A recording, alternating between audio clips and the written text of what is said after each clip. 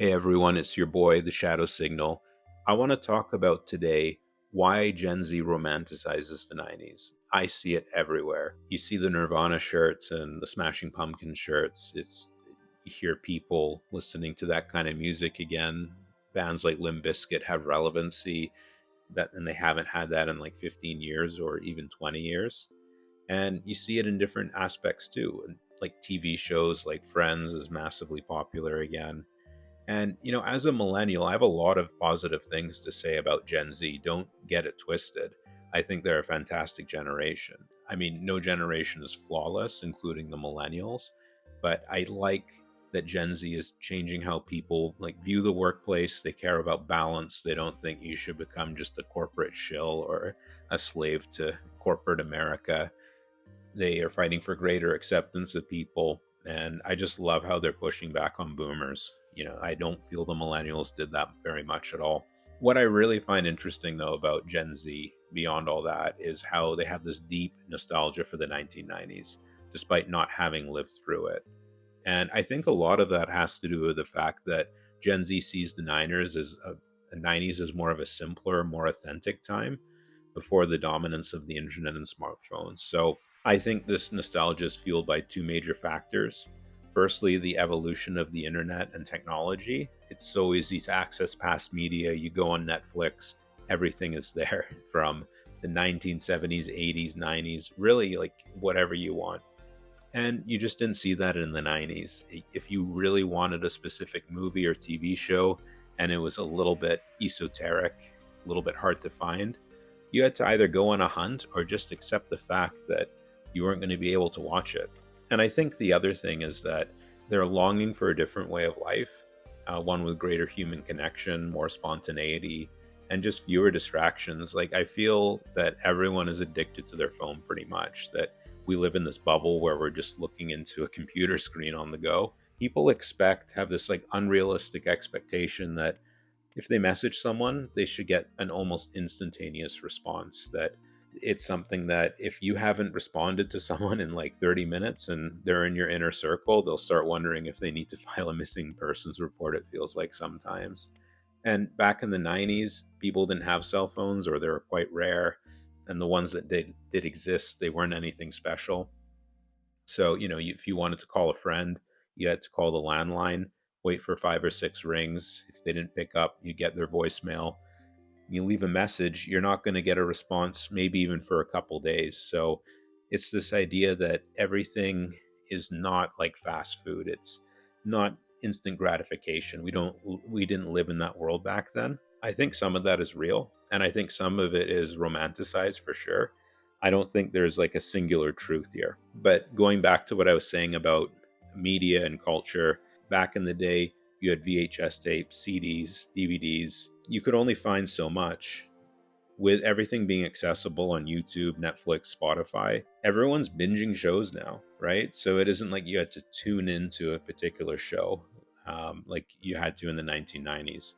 So, for example, with The Simpsons, if you wanted to watch the latest episode, you better be there on Sunday at 5 p.m. or 6 p.m., whenever it was, because if you didn't catch it then or you didn't record it, then you're going to have to wait until a rerun, and who knows when that would be. So it wasn't unusual for people not being able to binge shows. And there was an element of that where they had like Sunday or Saturday night specials where they had a lineup of shows. Like, I think King of the Hill was another one. South Park has been one that has gone back to the late 90s. So definitely there was still binging, but nothing like today.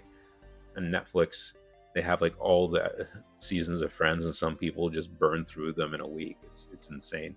And when you look at other options to consume media as well, everything is splintered. Like, there's YouTube here, but there's Instagram, TikTok. There are all sorts of modalities where people are accessing media. It isn't like this one central source of truth anymore. And that really goes with news media as well.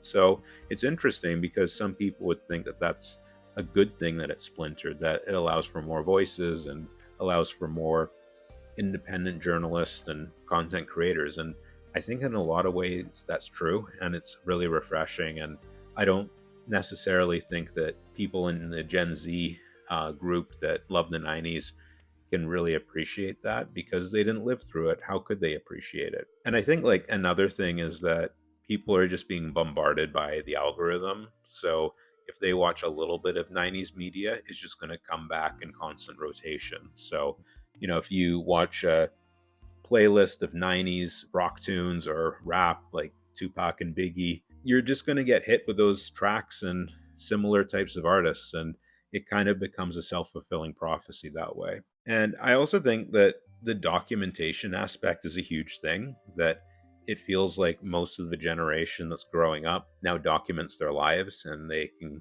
go back like a decade or more online, and so can their friends. And I think that's really cool that you can have so many photos. Like, I really wish I had more photos back in my college days and high school. Like, I only really have a few because, yes, there were digital cameras, but it wasn't like people were bringing them everywhere. There were some, but really it wasn't a mainstream thing. And there was just like also people experiencing the moment more, like at concerts and events. I hate going to concerts where it's just this sea of bright screens because everyone's filming. They're paying $1,000 for a ticket, potentially like floor seats, and they're not even watching the actual performance, when in fact they could just go online on YouTube like the next day and someone else would have posted it. I think there is something to be said about the 90s, and I think that's really true, that there is less spontaneity. But there is also like a downside to that with documentation. You don't have that time capsule as much anymore. I think what's also interesting is like the whole process that people went through that was painstaking to like rent a movie with Blockbuster, right? That it seemed like a big pain in the ass in the time. You had to commute somewhere. You didn't know what films would even be there. Even if you knew there was a new release, it could be completely rented out, and then you had to find something else, and you'd walk away unsatisfied, and you had to rewind the tapes or you get fined. And it was all this stuff that seemed really painstaking, but in retrospect, there's that level of spontaneity, or the unknown, was really nice. I can literally listen to any music track in the world right now with Apple Music or Spotify.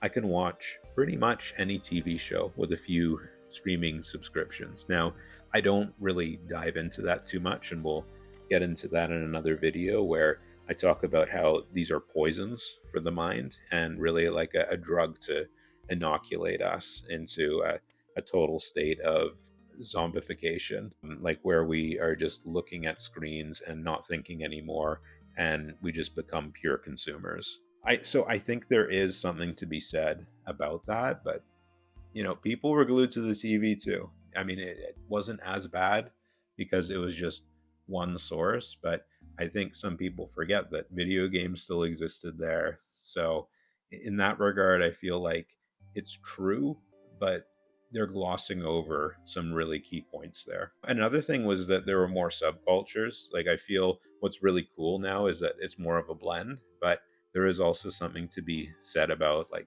punk, goth, hip hop. It felt more distinct than compared to today with like the internet driven aesthetics. And what you'll probably notice too is that people were not as good looking in the 90s. And that has nothing to do with genetics. That has to do with the fact we didn't have filters, the makeup wasn't as good, plastic surgery wasn't as good. All these things that have enhanced the way we look, or some people when they do that. And I think that there was, in a way, less of a judgment in terms of looks. It was certainly there, but I feel like that's completely ramped up now. And that's something I really miss. Like, I think that it doesn't really bother me too much personally because I'm content with how I look and everything. But I just think of the younger generation, and you see all these studies where they're just like unhappy, they have insecurity. And I definitely think some of that has to do with social media. It plays, in my opinion, like a super big role. So the romanticization of the 90s, it makes sense, right? Like, life seemed more spontaneous, connected, and free. But I think the desire for like a slower, more authentic, and less digital life is definitely a possibility. And I want to get into that, because I think that if people decide to create habits that are positive, that put themselves in a position to not just become a consumer, but a creator, then they're going to have a great life. It's more challenging than it was before, but it's certainly not impossible. Just some food for thought. I know I've kind of taken a little bit of both sides. I feel we're blessed with the ability to have the whole world at our fingertips, but it always comes at a price. That's the thing with like basically everything in life, that there's going to be a plus and a minus. So if you like the commentary, please like and subscribe. And I'd love to hear your comments. Like, how do you feel about the 1990s? Is it a time when you look back and you think that's when I wanted to live, or are you happy now in 2025? Let me know, and I'll catch you later.